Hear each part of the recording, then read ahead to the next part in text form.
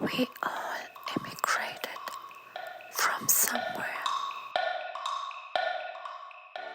We start with Marisa Jolson's dad's journey to the United States, Brooklyn, departing from Lisbon via Bermuda to New York City and the historical events during that time that caused millions of Jews to flee in boats from Europe to New York City. On October 23rd, 1933, the author of this memoir, Mark-Renee Jolson, was born to the couple in a hospital on the Rue de la Pique in Paris. Michel Jolson, Marisa's grandfather, was born in Riga, Latvia in 1912.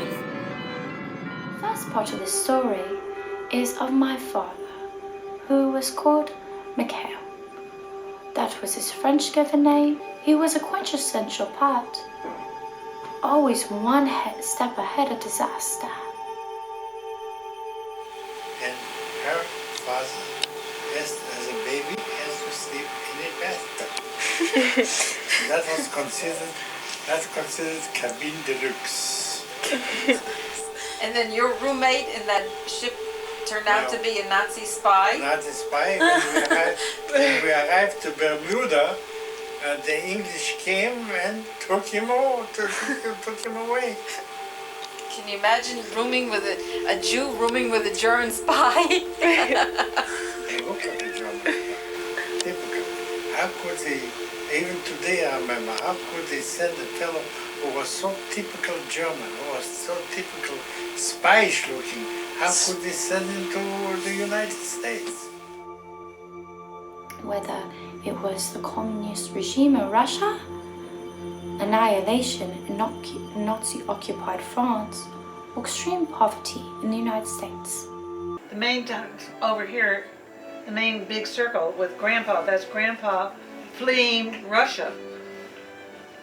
Fleeing Europe actually, but he started by fleeing Russia because the communists came in. Marisa gave that story, and he went. 1917. This personal memoir is a story about a Jewish family who fled the Nazi invasion in the nick of time from Paris, France, escaping to Lisbon and taking a ship to Bermuda before finally arriving in New York City. And the Nazis began fulminating against the Jewish people. Can we, the children of this planet, to stop the war? Can the big people not just stop throwing bombs and killing each other? War scares me. I'm scared. I just Maybe want to know I'm safe and better at night. I think every kid deserves that. Little Mark, our hero of the story, thinks of it as an adventure as he faces the harsh reality of New York City as a non-American Jewish immigrant in tough Brooklyn. Me. In person, I just want to know I'm safe better at night. without digital tools interfering. Let's truly connect and learn about our family's history think every kid and deserves that. ancestors and dreams. This primary school had been shelved 4 times. With the railway station, we lived in Kiev and near railway stations, and I didn't find this information.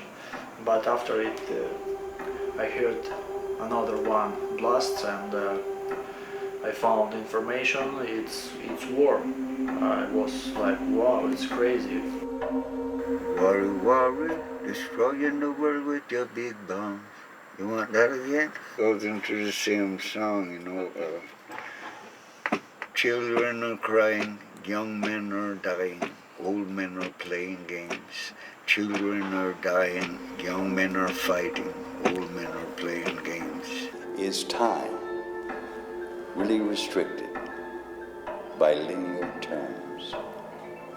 Do we not all feel and know that past, present, and future is one made from each other's perspectives? My mother died of breast cancer. My father did not tell me for a whole year.